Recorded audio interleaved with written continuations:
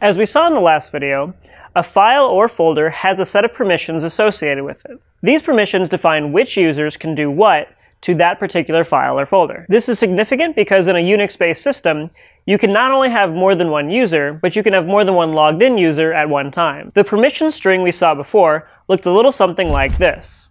The very first letter in the sequence tells you what kind of file you're looking at.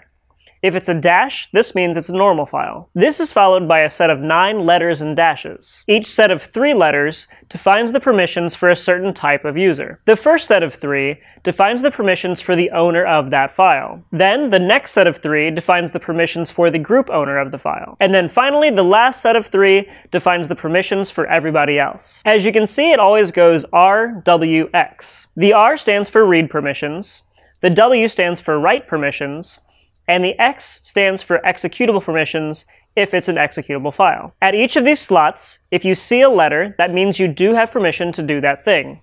If you see a dash, that means you don't have permission. If you want to change the permissions associated with a certain file, you can use the chmod command. Let's go ahead and try it out on hi.txt.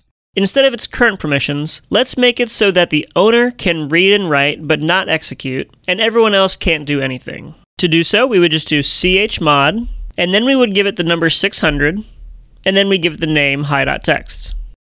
Now if we do an ll again and take a look at the file, we see that the permissions have changed. Instead of rw- and then 2 r's later, we just have rw and then dashes all the way across.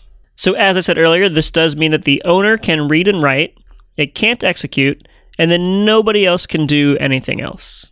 And if we break down the 600, this makes sense. The 6 is associated with the first 3 letters. 6 in binary is 110. This is reflected by the R, W, and dash. R and W are enabled, and the dash means that executing is disabled. And then the next 2 zeros represent the next 6 spaces. And as we can see, they're all zeros, or all dashes, as in disabled. Alternatively, what if we wanted to just give everyone permission to do everything with this file? Well, instead of 600, we could use 777, which is all ones across the board. And then if we ll again, we see that, like we expected, all of these are filled with letters, RWX, all the way across.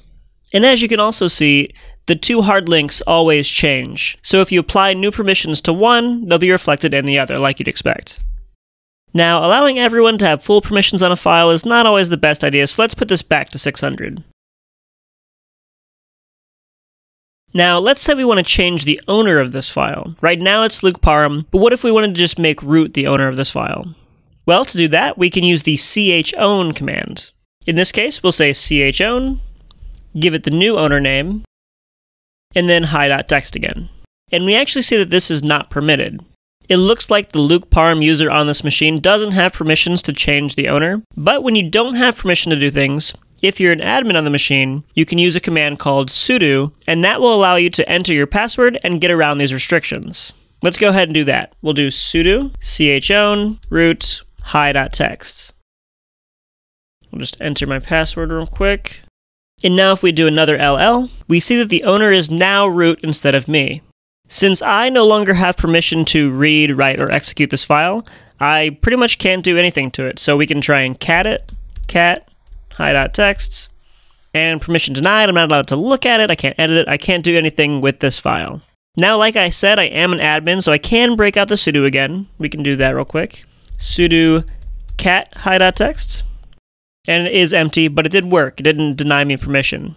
And as you may have noticed, this time it didn't actually make me put my password in. If you've done this recently enough, sudo will just remember your password and allow you to do this more than once.